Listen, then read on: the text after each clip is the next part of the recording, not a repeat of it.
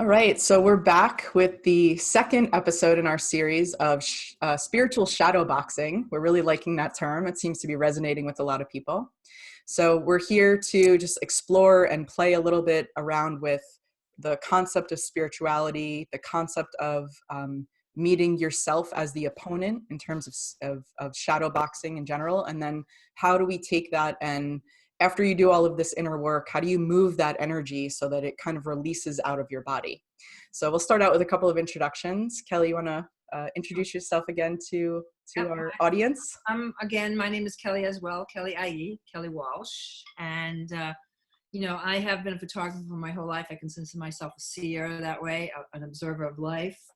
I also facilitate meditations through the Divine Hive, which is another platform that I created to create community, to create a tribe. And especially now, this time where, we're all having that experience of self-isolation, but we eventually will come back to create that community. So I think that's it.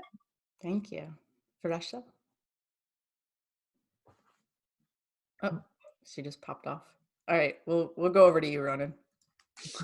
Ronan O'Driscoll, born and raised in Ireland.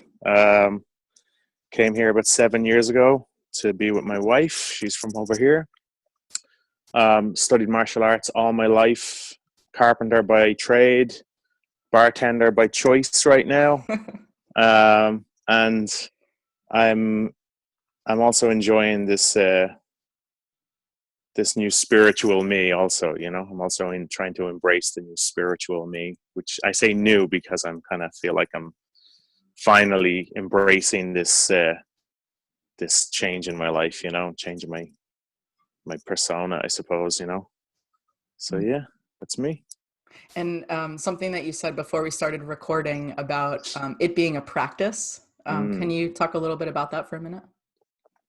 Yeah, I was just talking about the title, spiritual shadowboxing, and it really kind of like struck a nerve with me. It struck something with me because with this whole pandemic and everything going on, everyone's kind of been flipped upside down. Some people have had a lot of time to just be home and chill. I've kind of had this whirlwind go on where I've been out a lot, like working a lot, and it's kind of challenged me in several ways, and one of which being my own spiritual journey, my own practices that I've neglected in some ways and highlighted in other ways. And so the shadowboxing term was great because it feels like there's a practice, like this. It's spirituality is a practice. It's something that I can come back to time and time again. It's an aspect to me. It's not necessarily an external thing that I'm always trying to tap into. It's always there. So I feel like, I can be quite critical of myself where I didn't meditate today. I'm not doing this today. I didn't do that yesterday or whatever. And it's like, sometimes I have to stop and say, like, who am I answering to? Like, I feel like I haven't handed in my assignment was the analogy I used earlier.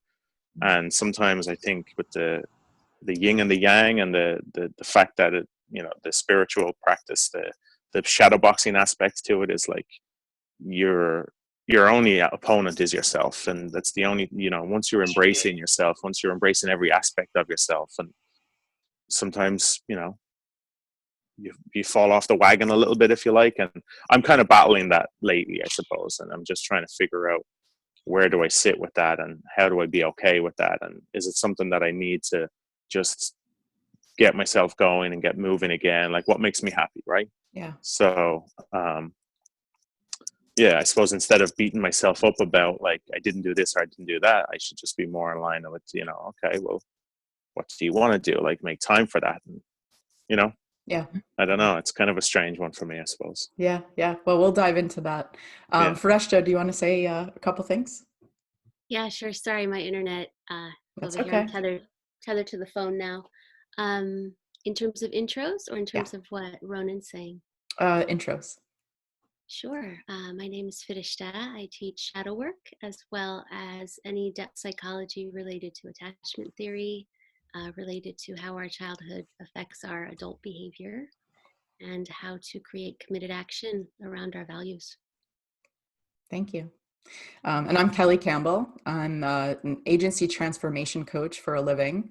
The direction of the content that I think I'm leaning toward is really helping creative leaders to understand more about their own human agency and increasing the capacity for that human agency, and then transitioning that or transforming that into what that looks like in terms of their own leadership abilities for their communities, for their teams, for the organizations that they lead.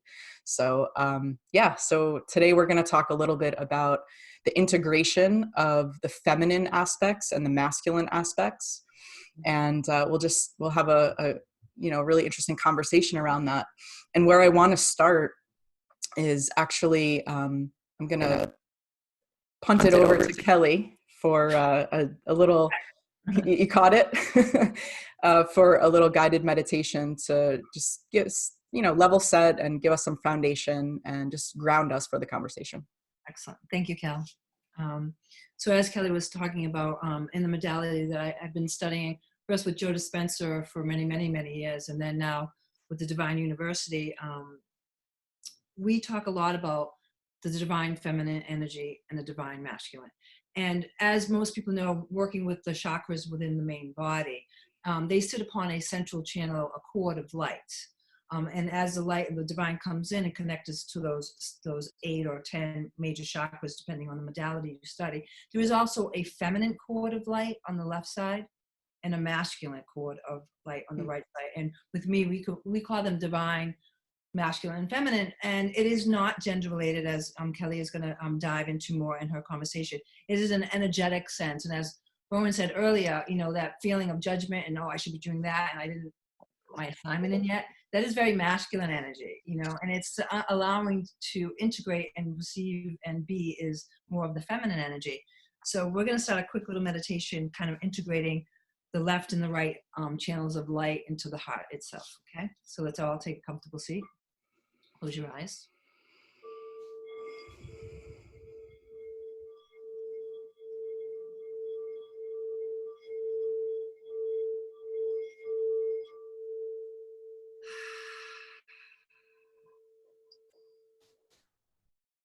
Take a deep, mindful breath through your nose. Feeling the breath move down the left side of your body and into the right side of your body. As you wrap that breath around your heart, holding the breath there, and then slowly exhaling through your mouth.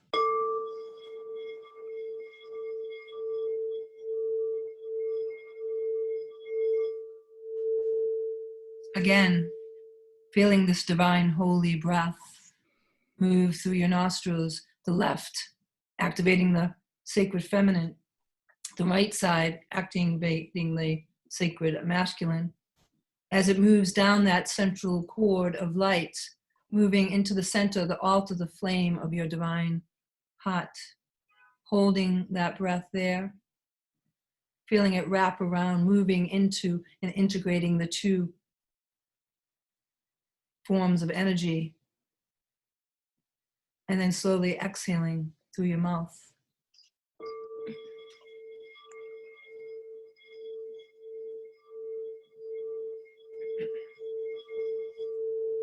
Again, take a deep, slow breath through your nostrils.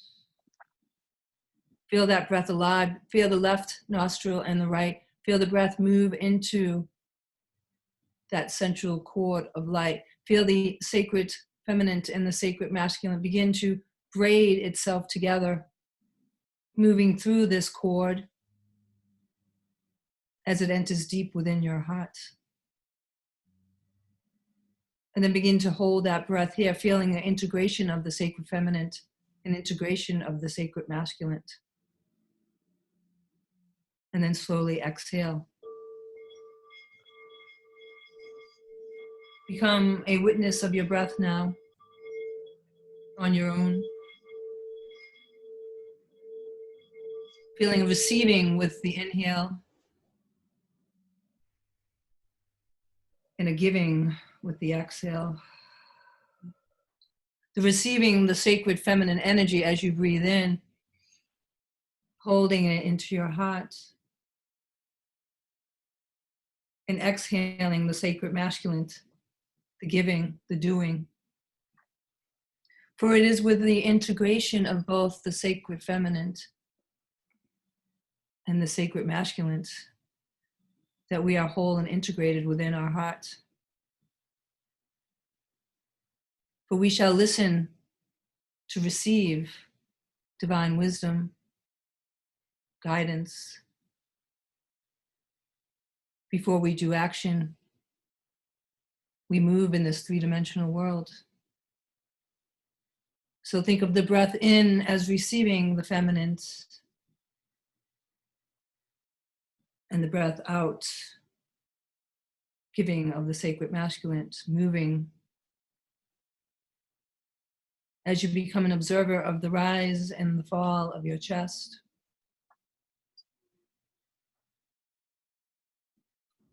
And with each breath that you take,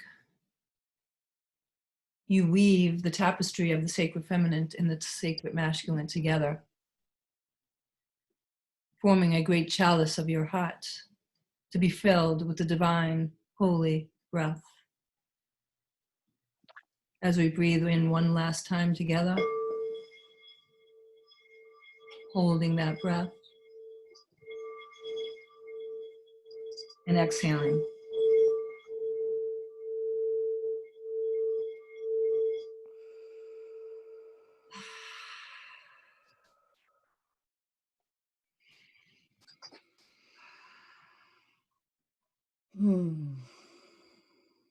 Thank you. Thank you. Thank you. Oh, that was so good. I think sometimes we, in our society, we tend to devalue simplicity. And there's something so simple about the breath, right? And then you add this level, or this, I won't call it complexity, but this layer of like breathing into one channel, right? And like integrating that with the other channel and braiding them together. There's something so beautiful about that, and also so simple, but it's a practice, back to what Ronan started out saying before. It is very much so. Thank you. Thank you. So Thank you, I guys. think for the context of this conversation, we've sort of been dabbling a little bit, or having a couple of little words and phrases coming up, and as it relates to masculine energy, we could call that, like, synonymously, we could call that divine masculine, we could call it sacred masculine, a masculine aspect, masculine energy. All of these things are synonymous. And really, from a Buddhist perspective, this is just associated with a doing energy, right? And then in contrast to that, again, from the Buddhist perspective, the feminine energy, the feminine aspect, is related to a being energy, right? So you really have to have both of them. I think most of the time we have the most quote unquote success when we lean into the being energy first, and then we incorporate or integrate the masculine energy, because we have to listen, right? We have to listen. We have to be empathetic. We have to listen intently. We have to understand who is on the other side of the table. Sometimes that the person on the other side of the table is us. I think it's about collaboration. All of these things are very, very feminine traits. And it's also about interdependence, whether that means with ourselves from a shadow boxing perspective, if it's interdependence with ourselves or another person that we're communing with. And if we level set there and we really take the time, we pause to sit in that, we have a much greater opportunity and a gift to be able to then say, okay, now I have a full understanding, or a fuller understanding of what's going on in whatever the situation is. And now I can actually take an action. And that's where, the masculine comes in. The go ahead. To your point, I think that I know for myself, if I listen to receive, take that pause that you said, before I do any kind of action, I almost feel sometimes that time slows down in a sense. I don't know, in the fact that I become the observer of it. So if I'm in a confrontation, or if I'm in trying to understand something, or just, trying to figure through a complexity of a job, an assignment, or interpersonal relationship, that pause actually allows me to kind of lift a little bit above the situation. So Mhm. my action is more in line with, as you said, the feminine aspect of being. Yeah. I don't think that it's coincidental that it takes 9 months for, for us to be birthed. I think that there's like incubation, and there's the stillness, and there's growth in that, but you're in a womb, I mean, literally and figuratively. And so like after we emerge and we become, little humans, I think we forget that. It's like this thing that's ingrained in us, but we just forget it as we get older. And coming back to that womb space, or coming back to that stillness and that pause, there's so much room in there, right? I don't know. There's something about that I've been really sort of feeling into Mm-hmm. and really thinking about and considering lately. What does that spaciousness actually offer you? What does that spaciousness give you? Sometimes it's just about creating the space, like physically, or energetically, or maybe even pausing communication with someone to see like what does that feel like? What can we observe, what that energetic connection is? Can we see how one another is feeling, and like what emotions are coming up? Because anytime we pause, it's a very introspective situation, right? Yeah. I mean, look at the situation that we're in right now. Everyone has completely been paused for at least 2 months, right? We're at home, we're needing to deal with our feelings, we're needing to sort of battle with ourselves, Ronan said before.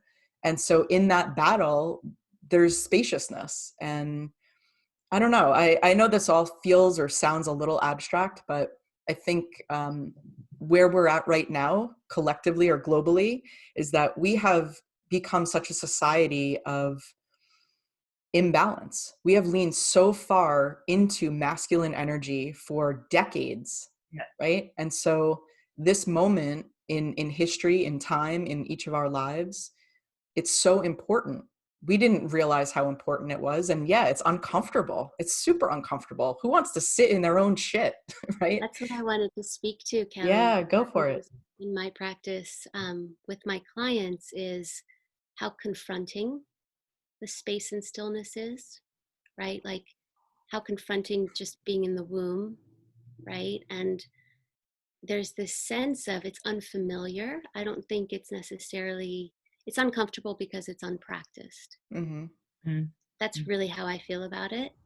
And so we have leaned so far on this, what we call patriarchy mindset here, which to me just feels like more the toxic masculine, right? Not the divine masculine. The divine masculine is very generative. It's that king energy. Yeah. Thank you for making that distinction too, because that's an important distinction. Yeah. And the toxic masculine, which is a little bit more stunted boyhood turned patriarchy, Peter Pan. is the tyrant, Mm. right? It's the tyrant energy within each of us. I should be doing more. I should be more focused. The feminine says yield, be receptive. You have reduced capacity. Be gentle with yourself. Have affection for yourself right now, for all your parts.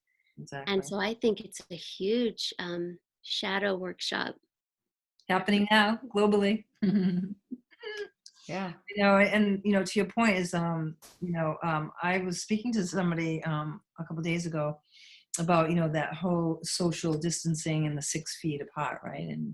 And we're talking about creating the space within ourselves, but we're all, I think if we understand that maybe there's a sacredness in allowing that 6 feet from each other and able to energetically increase our space and our ability, if we can shift our perspective as a negative, I can't be, this is temporary. This is, as Kelly says, moving into the womb, moving into the cocoon. But, if we start thinking about maybe that 6 feet apart is for me to allow the space within myself to grow even further. For your own expansion. Yeah, for our own expansion. And we need that 6 feet right now so we can expand. A lot of my teachings talk about 6 feet, we connect to 6 feet to different portals, to different star systems, but I don't want to go down that road. But maybe we're just, learning to expand our own, aura, our energetic selves. Yeah. Ronan, how does that land for you when Fereshta says something like, this is the tyrant masculine energy in all of us? Like, does that resonate with you? Yeah, 100%. It actually, I'm just thinking about it, and it makes me immediately think about the relationship. I was thinking about this last night when I was going to sleep, and whenever I pray or whenever I meditate, I'm always, historically, and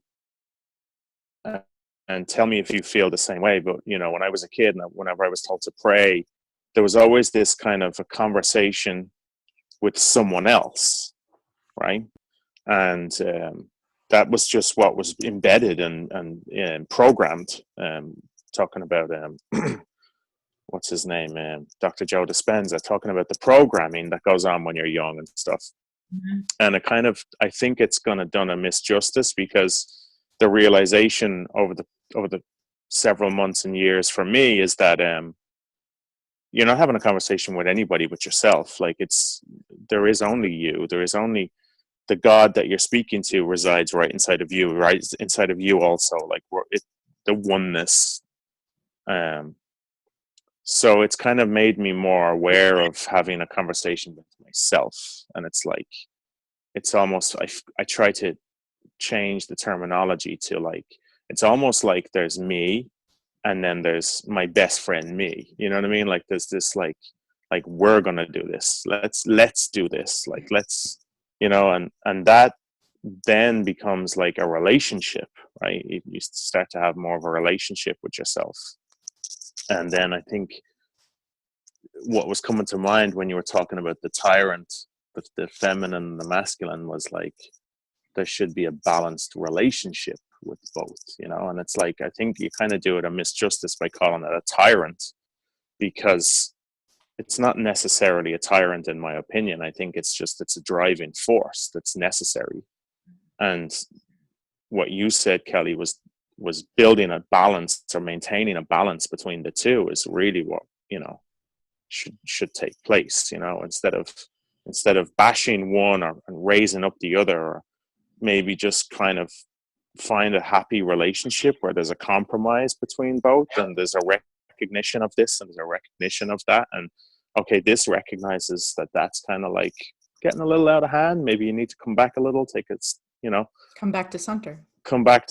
Yeah, find balance again. And I think I personally am very guilty of bashing, and at certain times and for whatever reason, Maybe it's the testosterone coursing through your veins. Could be the testosterone. Could be. I can't relate at all. Yeah, right. I'm sure. I also wanted to be clear. I was talking about the generative masculine, which we're calling the divine masculine, and the toxic masculine, which becomes the work specifically. Right. Because there's also the divine feminine, which is receptive and giving and nourishing, and then there's also the toxic feminine, which is grasping and in a sort of scarcity place. But the tyrant in us is more the place where we beat ourselves up. Yeah. The shooting all over ourselves, and the shame and the guilt. Right. Places that tend to be a little bit like you're beating up on your own self. The extreme version of the masculine. The negative emotions that come with that and stuff. I think about it in terms of perhaps I don't use the term like tyrant or toxic, but it's almost like an immature version of the masculine. Right. The dominance, that aggression, right? And then on the feminine, because we have to talk about both, right? On the feminine side, I think something that you just said is really important. The immature version of the feminine could look like scarcity mindset, could look like codependence, could look like love me, right? I have to agree. Like, I actually never heard it said quite like that. But I think it's very powerful, and I think it's aspects of both the feminine and masculine energy and I think it was really well said and very clear, because I think we have had to survive, even women with a more masculine driven energy, to feel like we need to succeed. So and often that sacred feminine maybe becomes the toxic feminine because of that, because all of a sudden we're developing codependent relationships because the masculine is like in that space as well. So again, it's always an integration. It's never a denying one is better than the other, or it's always an integration. And it comes, I'm sure, with with our ego, with our inner child. We never get rid of our inner child. We always want to integrate with the inner child, correct? Yeah. Because our inner child was there to protect us when we were younger. If we had experiences and wounds that happened as a child, that was there to protect us, and we honor that protection in that child as they were there. But now, as we're adults and we're trying to integrate and become the sacred aspect of the energy of both masculine and feminine, we honor and integrate. Yeah, it's funny that you brought that up, that you said inner child, because that's exactly where I was going in the next thing that was going to come out of my mouth. I think what's interesting about what you just said is that inner child, you're saying we have to honor it, him or her, because it protected us. And that is actually true. But I want to highlight, and of course, Fereshta knows way more about this than I do, but I want to highlight that the protection was really just survival mechanisms, coping mechanisms, right? Exactly. So yes, we honor the fact that inner child was resourceful as hell. Exactly. They figured out, he or she figured out how to get us through, how to create a feeling of safety, how to create belonging, how to try to get love in whatever way was necessary, and just for basic survival, like keep me clothed and fed and sheltered, right? But something that I'm kind of working on at the moment is the integration of that feminine and masculine, in terms of looking at how did those things, how did that story of that inner child, how did that create a belief system that then impacted how we spoke and behaved and understood what love is, right? I think that that's really interesting, because as much as what Ronan was saying, as much as that plays out when you have the relationship with yourself, by extension, that's going to play out in the relationship that you have with your counterpart. Yeah, exactly. Right? And that's So. the sense is, I think that when you're talking about, how does that just to recap what you said, Cal, so I can wrap my head around it a little bit. You were saying, how did that inner child develop pathways of learning love later, or just learning love at that time? Learning to get what it needed at that time, which is not necessarily healthy. No, it's just what we did to survive, and that's okay. There's nothing wrong with that. But sometimes we have to reparent that and reheal it, or and yeah, go ahead, Fereshta. No, sorry. I think that's the difference between survival and thriving. Yeah. And I love that we were even talking about the language of, instead of saying toxic, I actually really liked the softness of immature, right? Because it's stunted. It's just stunted. Some part of us that was stunted emotionally, developmentally. And I love also too the notion that part was so wise, so adaptive, that it figured out how to stay attached and survive. Mm-hmm. You're talking a 4-year-old, a 6-year-old, a 9-year-old, right? That they had enough faculties and wisdom to figure out, to problem solve with that level of youth, to take care of us in the best way they thought possible at the time. What unravels later, hopefully, is that we look at those strategies and say, is this serving me now? Right. And then to even just look at the places where we might have stopped, if there was trauma, where we may have stopped growing, and getting to have choice. It's really what it's about. Really, choice, and not be driven by pre-programmed behavior. Just like Joe Dispenza talks about neuroplasticity of our brain, and what fires together, wires together, and these behavioral instincts that we grew up with as a child of wounding, whatever that story may be. Our brain created these pathways but our brain is able to rewire, and I mean, that's what his work is about.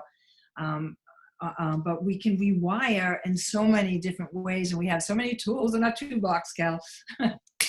You in that toolbox. Huh? I said you in that tool belt. Well, I like toolbox. Okay, that's okay. We can have both.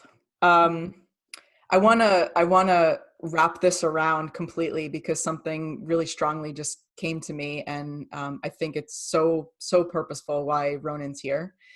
The example that comes up for me, Fereshta, when you're talking about how resourceful and wise that little kid is, right? So my experience, just because this is my year of vulnerability, so what the hell? My experience as a young kid was that I needed safety. I needed to find my own safety. And so in a household where being in a space with my mother was not safe from a physical abuse standpoint, I often would find an escape mechanism. And so sometimes that meant like locking myself in my room, or if I couldn't escape, it meant shutting down emotionally because I knew what was going to ensue. I knew what I was going to bear the brunt of. And so as an adult, I leaned so far away from any realm of like physicality in that way. So when I met Ronan and we started talking about our own experiences with just in general with abuse when we were younger, whether we were being bullied or, my experience, I remember you looking at me and saying, well, that because of your resistance, because of your hesitation with this, what I'm going to do. And I'm like, oh my God, I feel so seen right now. This is really scary. And he's like, I'm going to train you. I'm going to train you in boxing. And I'm like, no, you're not. There's no way I'm putting boxing gloves on and hitting anything because that feels like something that I don't want to touch. And he's like, that's exactly why we're doing it.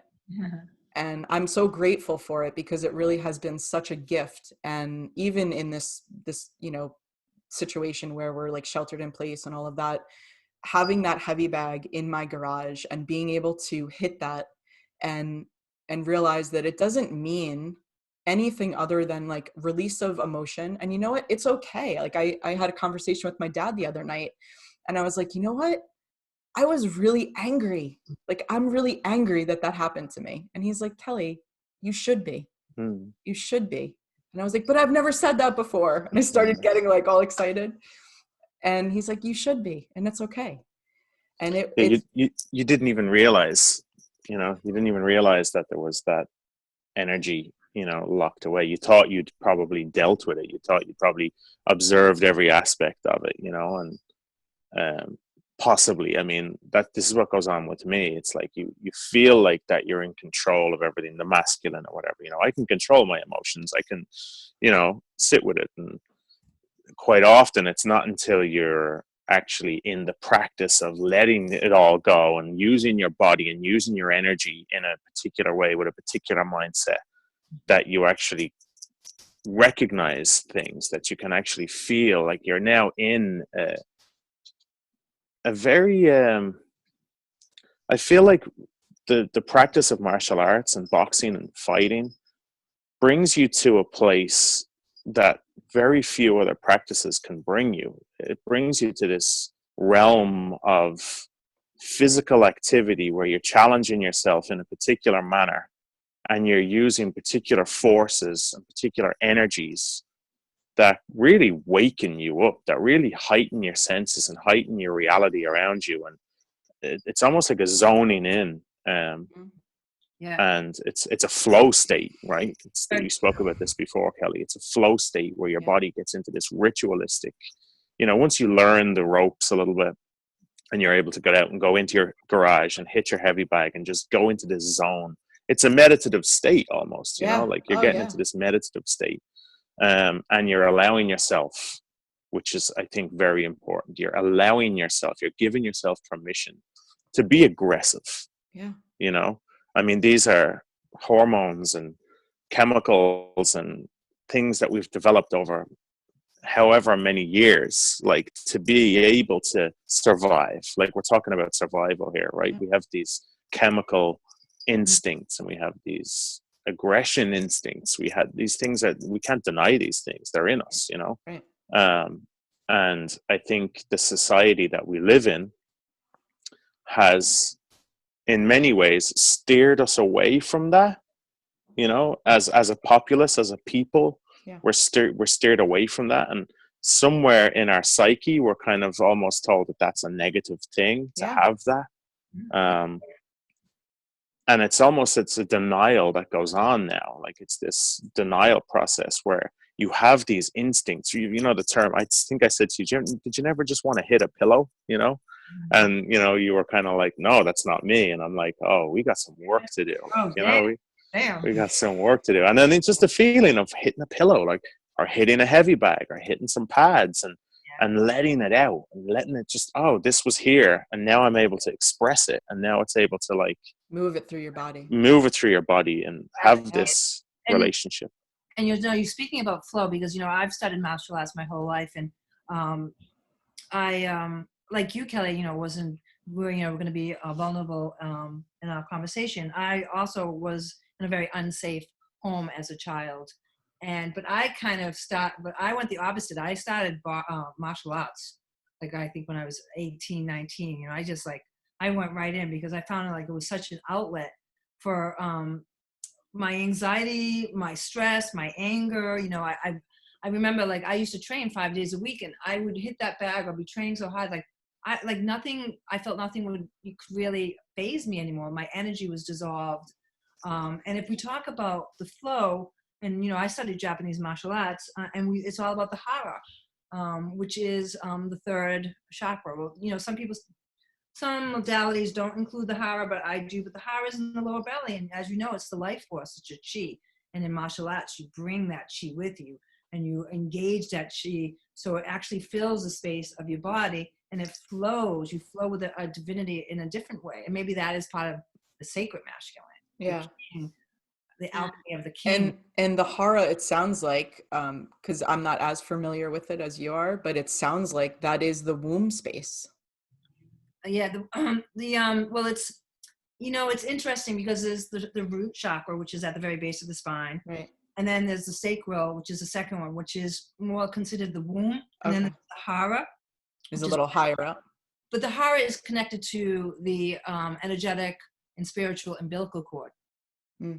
And then you have the solar plex, and then the hara. And some modalities don't use the hara, doesn't include it in the base chakras, but I do. So, you know, it's like I consider the root, the hara, and the sacral part of that cosmic womb. I do, yes. You know, so, and they have different aspects, and they're related to different emotions, and they're related to different organs in your body. But yeah, so that if you think of that emotional, spiritual umbilical cord into the hara, I mean, that's where that flow is coming in, right? You know, and when I used to teach boxing, I also tell ladies, use those hips, baby. You know, guys, get that womb moving, you know, that womb energy. So, you know, it's important for women as boxers or martial arts to engage the full body, opposed to just trying to use the arms. It's kind of like it's like dance, you know. It's like dance. And Kelly, you and I were talking before, you know, about music and rhythm, and how I think it was you that told me about the symbolism in ancient Chinese for music is also healing. Is that Kelly Y you're talking to?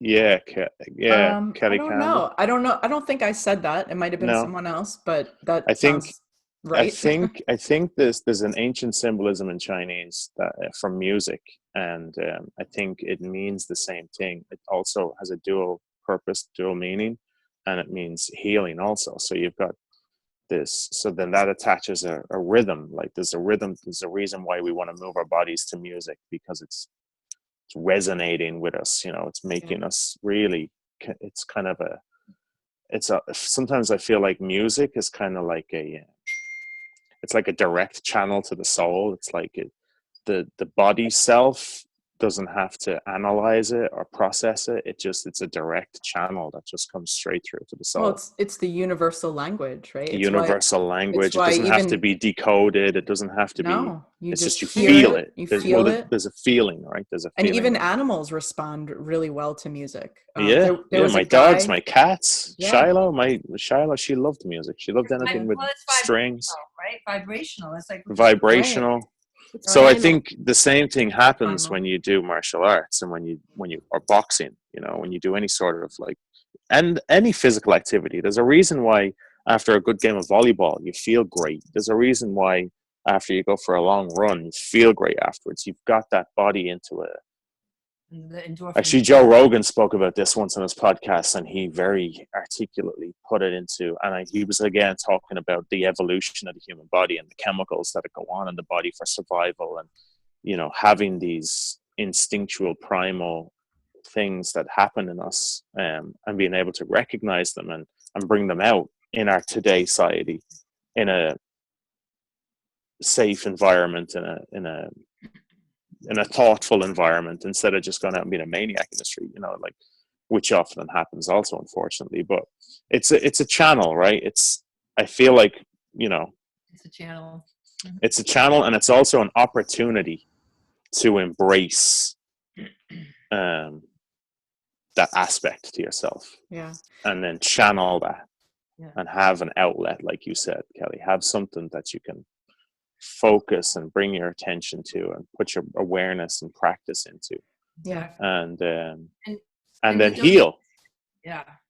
And heal. I mean, that feeling of achievement or feeling great after you do something, I personally feel like that's a healing that's taken place when you feel great. It's like whenever somebody I used to do some healings with a friend of mine who's a non-dualistic healer, and he used to always recognize when we would do our healing sessions the moment of deep breath. Like for me personally, when I'd be we'd be letting go of something, or I'd be talking about something, and I'd have a moment of what he'd call a spiral drop, where the body would literally deflate and take a massive exhale, right?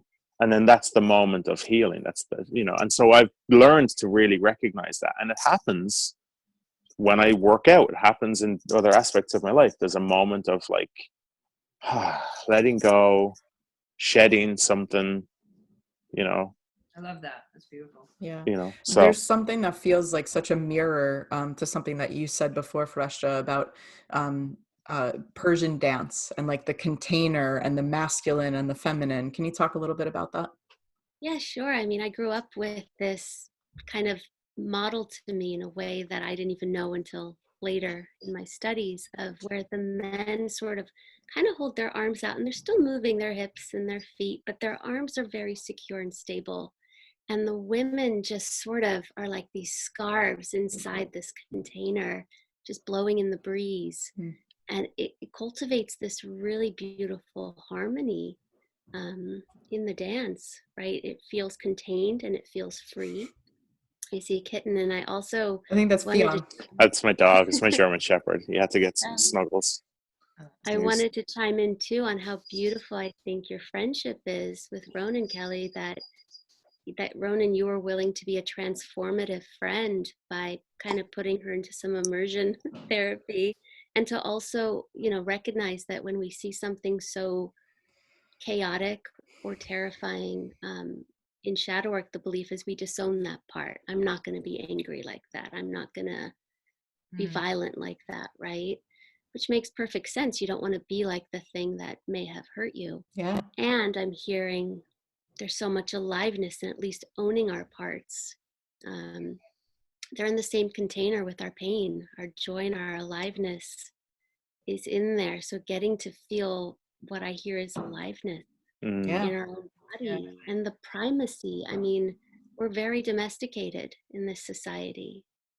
And the more we can connect to who we really are, which Kelly, with the IE, I think of like, we're all getting space to find ourselves. I know, and we should be, instead of thinking of this space of like a punishment, I can't be close to this person. An opportunity. It's an opportunity to expand my energetic spiritual space. And, you know, we go into non-locality, which is a quantum theory, and that's how, you know, remote healing is happening, is that there is no such thing as time and space when it comes to our energetic bodies. So if you understand that, you know, there might be 6 feet in this physical space that we perceive in this three-dimensional world, in a quantum physics world, and where we're energy as well as physicality, there is no space. So we can just really take that opportunity to just really push out our energetic selves and connect, healing ourselves and healing others just by the space that we're creating. And then it brings me back to the Rumi and beloved gazing, which is one of I love this practice, and I try to do it. And I've been trying to do it even now with the 6 feet. It's like, if you notice, everyone has their mask on and everybody looks down. But let's look into each other's eyes, because that beloved gazing and seeing the divine in them and ourselves, we don't need to have to be this close to people. We can have that 6 feet and still feel that energetic connection that we're all missing. I know I'm missing. I'm like you. One day I feel great, and one day I'm like, you know. And thank God for working out, because I worked out this morning, and you know, getting back into the body is such a good thing. Yeah. So Yeah. Yeah. I mean, it's all about integration, right? And it's sort of this flow between coming back to center, recalibrating, observing and accepting, like, oh, I feel a little this way, I'm going to come back this way, right? It's like being in that flow and not judging when you veer off course a little bit. Exactly. And that is the integration of the divine feminine and divine masculine. You know, the judgment and all that could be like, I don't like the word, I don't know, toxic masculine. We'll think of another word for that. But, you know, it is the lower maybe aspects of the masculine. Undeveloped. Arrested development masculine. We'll have to have some initials for it, you know, what we call it. Yeah. But, you know, and the same with the, you know, I never really, and I've been studying sacred feminine and sacred masculine for a while. And first of all, you telling me about, like, I never even thought about, like, the underdeveloped feminine being codependent, lack of mentality. That resonated so much with me. Yeah. Sort of the wanting to be rescued princess, right? It's not the queen, it's the wanting to be rescued princess. And I do find that I can be the queen, the princess, and the warrior. And I find like I you know, so I go back and forth. Like, and so I think maybe this opportunity for all of us and myself is still a further integration of those aspects, you know, even personally for me on a personal level. You know? There's no destination. That's the thing. And I think that's an important part of this, is that it's a practice, but it's not a practice with a destination. It's an everyday practice. There is no, it's an unfolding. It's an unfolding. And yes, it gets deeper and deeper, but it never ends. And I think that that's something that's really important to bring up, because we are so, from a masculine perspective, we are so goal oriented, we are so task oriented, so completion oriented, that it's like, if you just remove that, right? If you just say, there is not someone to hand the assignment into, right? There's going to be assignment after assignment after assignment. And it's inside of doing that work is the completion, right? If that makes sense. Well, I think take that deep breath too. Like Ronan said, that, what did he say? The spiral downward of that deep breath. Like, when you realize there is no there's no person to give that assignment. It's just your own ever changing folding out of who you are and that being. And if you get to that point and you can get to that deep body breath sigh and realize that you can just move on to the next level and the next level and the next level. Yeah. I think also too, that integration piece of, like, the practice is just being with yourself. The practice learning. I'll have to be with ourselves quite more often. Those pieces, right? Just being with those parts, because you're never going to get rid of the part that may want to be rescued, or the part that pushes you maybe a little too hard. But you're observing who you are in the moment, and you're being with it, and you're maybe tending to it with a gentle eye. And you know, to me, when I hear that exhale, I think of that as the parasympathetic nervous system. Yes. Yeah. That's the rest, digest, heal. And that's the heart. And, you know, anything that's in the sympathetic is a little bit more the head, I think, neck up, you know. And that's when we're shallow breathing. That's when we're not really attuned and with ourselves. We're divided a little. So it's the unification piece, you know. I'm I can be angry, I can be joyful, I can be caring, I can close down and protect myself. Like Carl Jung used to say, I'd rather be whole than good. And so it's the totality of the human spectrum. And I always just say, but responsibly, right? Right. Ramdas said it beautifully. Recently, I was watching an interview of Ramdas, and he said, the observation, like what you just said, to observe oneself. Yeah, become the witness. And to do it in a humoristic way, almost, was what he said. So, like, witness yourself being an asshole, and then throw humor at it. Like, oh, look at you. Like, like, almost kind of like, who do you think you are right now? Like, like this is just the manner in which he was describing his own battles.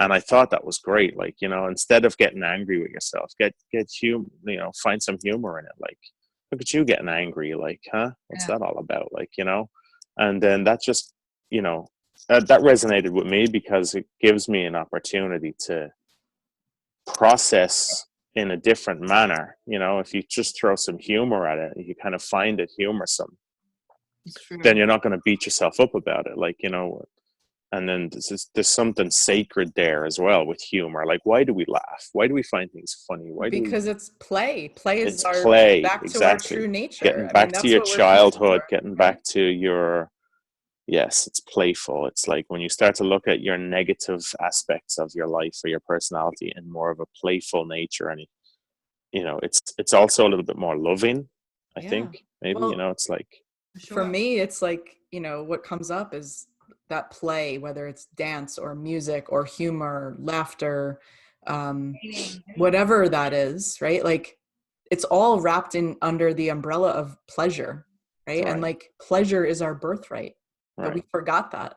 Right. And so, like, coming back to the remembrance of that and finding that and discovering that every single day, like you said, responsibly. Like, you can't have all of that, you've got to balance it out. And that's what all of this is. It's balance, it's integration, and recognition. And at the end of the day, that's all we want to do, is come back to love, right? We want to come back to being present. We want to come back to community, which is really synonymous with belonging. And we want to come back to love. I don't think it has to be that much more complicated. Return to love, baby. Yeah. Well, this has been an amazing discussion. Yeah. I'm like a little teary-eyed because I'm like very moved by it. But thank you, everyone. Thank you, Ronan, for joining us today, because you're our first. You're welcome. Thanks for having me. This was, how is this for you? Just a quick to put you on the spot. Enjoyable. I mean, I was a little, initially when I saw your text, I was like, oh shit, like I gotta fucking, it's almost like, oh, I gotta perform in the morning, and it's like, no, like this was my own recognition. I was, and I was kind of like, you have your spiritual moments, so you have your like happy with yourself moments, and then you have your moments where you're just busy with life and you're not there, it's different aspects to your personality, different aspects to your being. Right. And like we said, acknowledging those things and paying them all homage is fine, but it was kind of like, oh, I haven't really been in that headspace, recently, so I kind of like viewed that as an opportunity to be like, all right, well, get your shit together, like, let's sit down and have a deep conversation and find yourself a little bit again, so I used it for my own, I think this might have been our reflective experience where I was like, I'm going to train you, show up. Yeah, this is it. Right. Exactly. This is it. So I like it. Do we want to do a little shadow boxing? Sure. Ronan, maybe you can, we did jab cross. We taught them, how to wrap their wrists, talk about the importance of how to strike and keeping the wrist safe. We kind of talked about on the full extension of the jab and using the hips to go across the midline with the cross. I mean, I don't know, you guys want to get up and just do the jab, cross? Yeah, we can spend a couple minutes doing that. Let's all do it. Let's get up. Come on.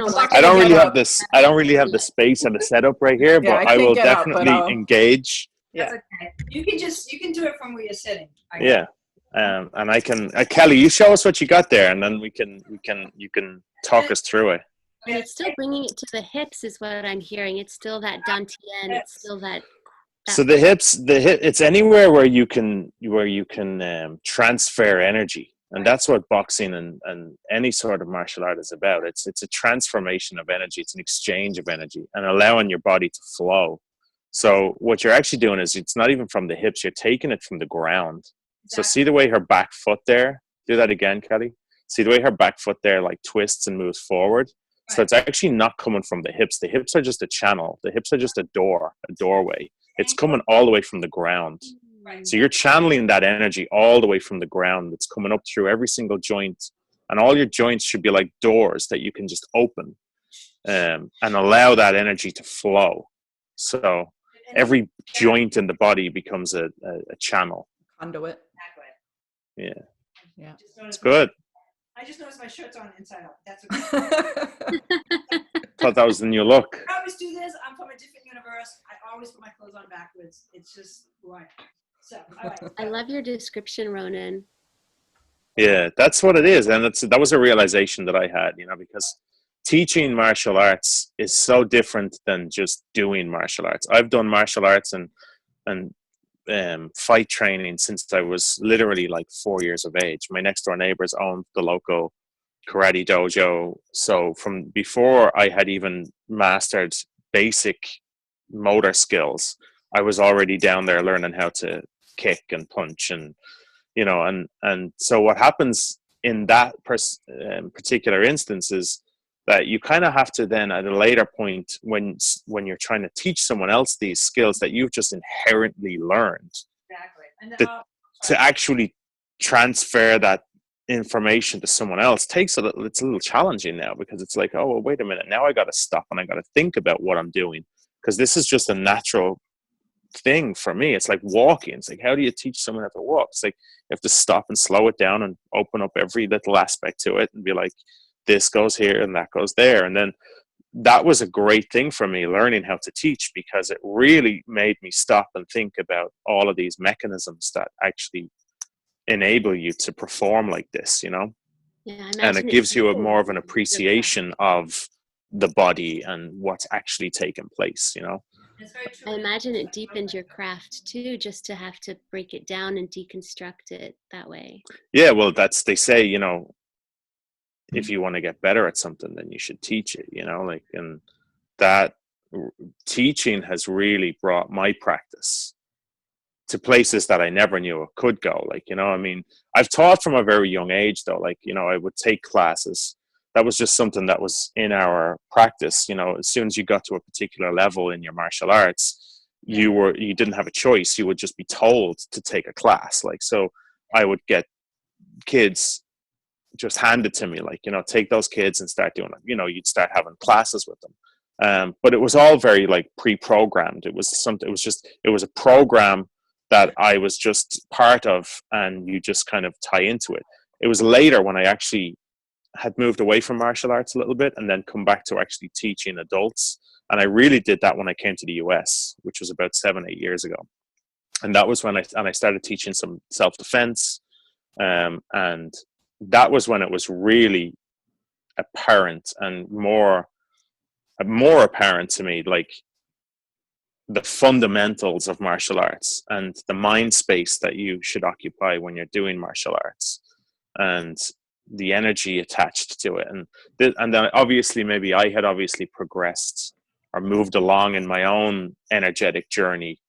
So then these things meant something that I was maybe able to translate it in a different way now, because I had this access to other information, access to other attachments or feelings to it. Why am I doing this and what's it doing for me, as opposed to just I grew up, it's like a kid that plays soccer. He just loves soccer. He just wants to go out and play soccer. But he's not necessarily aware of what that's actually doing to him or for him, or, on an energetic level or on a spiritual level. It's just something that he enjoys, goes and does and enjoys, and then having that recognition to be able to come back to it later in life and realize that these things, that's why I always tell anybody with kids, if the child shows any sort of interest, I think it's something that you should really promote. I agree. for children, is to do martial arts or boxing or any kind of discipline like that, sports in general. But particularly for me, maybe because I'm biased towards martial arts, I played rugby, I played soccer, I played Gaelic football, tennis. I did a lot of sports, but martial arts was always for me like home. That was where I always, because that's where I learned discipline, honor, respect, and the skills in which to take care of myself. I grew up in a pretty rough neighborhood, so I spoke to Kelly before about like the trials and tribulations of that, like growing up in a particular manner in which you actually have to defend yourself, like I don't think a lot of, fortunately, I don't think a lot of kids, generally speaking, have to deal with that. They'll have, your basic scraps in school, you'll have a falling out, you'll have a disagreement, but actually leaving the house with a genuine concern for your safety is a little bit different, and that kind of shapes you and sends you, me personally, I never like to say you because it's generalizing everyone, but for me personally, that's definitely shaped me.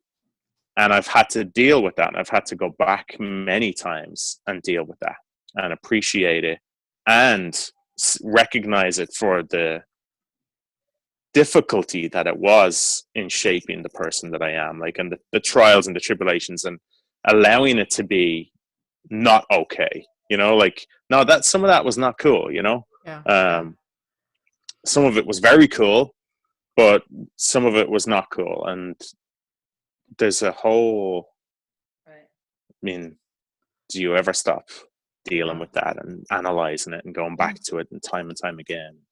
But honestly, I feel like as a whole, for me, it's been I've been able to, like Pitbull, take a negative and turn it into a positive, he actually coined that. I think he actually, I trademarked it. he trademarked that, it took a negative and turned it into a positive. Thank you for sharing that story, because it struck me when you were talking about it, how the things that came up for you in terms of martial arts, all of the things that came out of your mouth were actually feminine aspects. Honor, respect, right? Discipline. In any dojo, the dojos are like in the dojo I taught in, they had a sign over the door of Shigeki Tai, which meant they respected that it was a spiritual, mental, and physical aspects. And that was a true athlete, a true warrior. And we were, like he said, when you walked into the dojo, you bowed. Yeah, honor, respect. And we became, he was a senpai. That's what a senpai is. We would teach the younger ones as they came in, and that was part of our honoring our sensei, the one above us. Yeah. So, Sorry, I actually have to plug in my iPad, so it might get a little loud again. No, you're fine. All Kelly, right. did we interrupt your kickbox with shadow boxing over there, or did you No, I think we're good. Yeah, I think we're good. Right, next week we will, I wanted to make an aspect like yoga, where it's an integration of the ankle to the wrist in those punches. So it's an integration of everything. It's the whole body. And yoga is the same way when you're in any kind of yoga poses. It's the integration. You always are where your hip is that's over your knee, that's over your ankle, right? And it's the same thing with your stance and when you're moving in any kind of martial art move. It's all integrated, together. Yeah. So, right. Well, thank you. This was amazing. Thank you everyone for joining, and for everyone else who's watching, join us next time. We have no idea what we're going to talk about. Yep. But it'll be awesome. It'll be awesome. All right. Some jab, cross, a little movement in the body. All right. Till next time.